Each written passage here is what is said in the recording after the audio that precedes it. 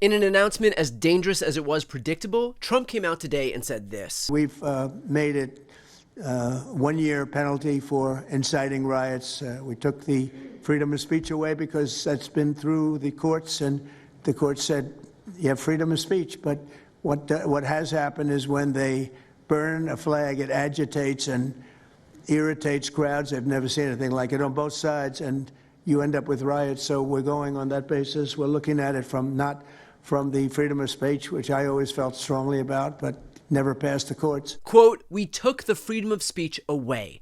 This comes after Trump has signed an executive order trying to mandate a year in prison for burning the flag, which is not only constitutionally protected speech thanks to the U.S. Supreme Court, but also not in Donald Trump's power to do. But the illegality of his move aside, it's also a major slap in the face to his own voters. Remember, this is the guy who just months ago promised this at his own inauguration. After years and years of illegal and unconstitutional federal efforts to restrict free expression, I will also sign an executive order to immediately stop all government censorship and bring back free speech to America. And yet now, that same guy is literally out here saying, quote, he took the freedom of speech away. If his voters didn't think they'd been conned before, this should eliminate all doubt. In fact, he went even further during a conversation in the White House with right-wing influencers on this exact issue. Thank you guys so much for taking this seriously. And President Trump, you mentioned that flag. So remember, you put out a truth right after That's right. I saw that. Took this flag from that man that was burning it in the street. I saw it. Do you know who he is? Oh, yeah, I know exactly who it is. So why don't you give it to Pam? Give it to the Attorney General, and let's start prosecutions. Yeah. I actually have a second flag that he tried to burn as well. So I have two of them from the same guy. Well, you also saw what happened when that flag started burning. Everyone went crazy. And that's when it started, when they started burning the flag. So thank you. If you could give the information, it would be great. Absolutely. And at least that horrible night made you famous. You got something. I got a text from the President of the United States, so I appreciate that. Look, I don't personally agree with burning the U.S. flag, but the notion that the President of the United States, a self-proclaimed free speech crusader, is now fielding individual grievances from right-wing influencers so that the Attorney General of the United States can prosecute those cases on non-existent statutes is absolutely fucking insane, and the furthest thing from free speech as you could possibly find. And so as not to bury the lead here, I asked attorney Mark Elias about the legality of Trump's executive order. Here's what he had to say. Let's list the things he can't do that he tried to do. Number one, he tried to overturn a Supreme Court holding that says the Constitution permits flag burning.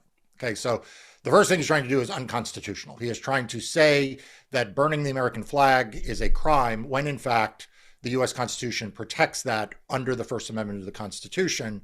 And I know that, and you know that, because the Supreme Court actually told us that in a case involving a statute that prohibited flag burning. So number one, Donald Trump trying to violate or rewrite the Constitution. Number two, Donald Trump trying to create a federal crime. Like, let's assume for a moment that there was, in fact, the ability for Congress to pass a law that would ban flag burning. Donald Trump is not Congress. In fact, Donald Trump is not even talking to Congress about many things. For example, how to provide health care to the American public so that his government shutdown can end. Instead, he is like a child hanging out in the Oval Office playing with hats and merchandise. But he does not have the ability to pass statutes. Like, he could sign one if Congress did. But so, number one, he wants to rewrite the Constitution. Number two, he claims the ability to have created a statute by social media post, which is in fact not how laws are passed in this country. Number three, he has actually played the role of sentencing judge, right? He has decided that not only has he amended the Constitution, he has passed a statute, but I guess what, he created a mandatory minimum, right? He has become like the sentencing judge in all of these cases, no matter what the facts, that there is now a year in prison for violating this statute that he created in his head. And of course, as many of you know, I do an ongoing series with Mark Elias. So if you want to see that series, please make sure to subscribe to this channel. It's a great way to support my work. It's a great way to support independent media, and it is and always will be 100% free, so please go ahead and hit the subscribe button. In other words, what we are seeing right now is Donald Trump cosplaying as a dictator because he either doesn't understand or doesn't care about how government works. He views himself as the law, writes the laws, imposes them, unilaterally dictates the punishment for them, and then directs his attorney general to prosecute.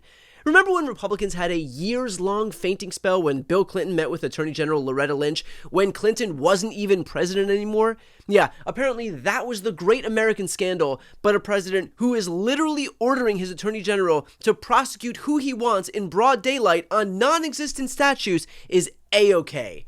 Got it. And let's be clear, this isn't a bug. It is a feature of Trump's presidency. This is the most anti-free speech president we've ever had, and it's not even close, which might come as a surprise to these people. If we don't have free speech, then we just don't have a free country. It's as simple as that. It's like legalize comedy. Yeah. Freedom of speech, having fun again.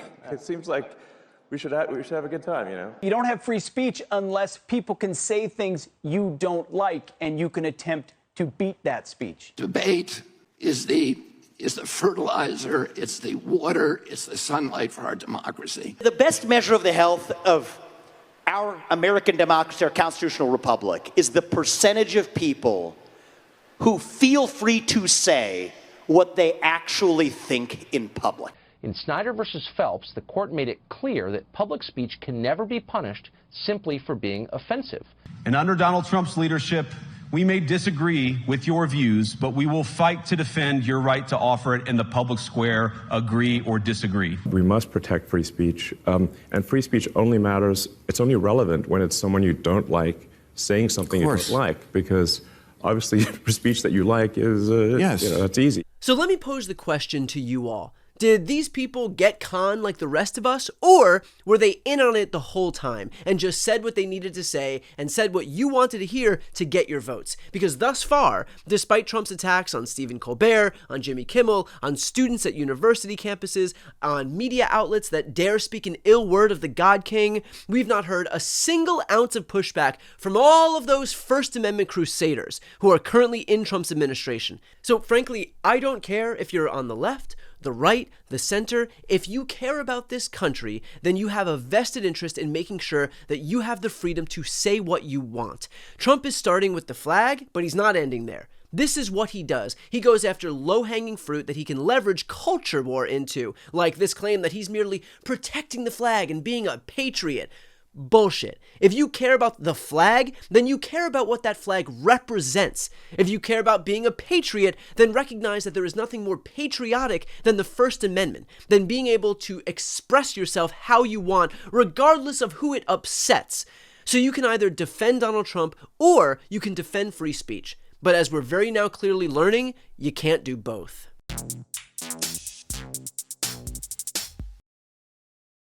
Before you go, if you enjoyed this content and you want to see more and support independent media, please subscribe to this channel. The subscribe button will be right here on the screen.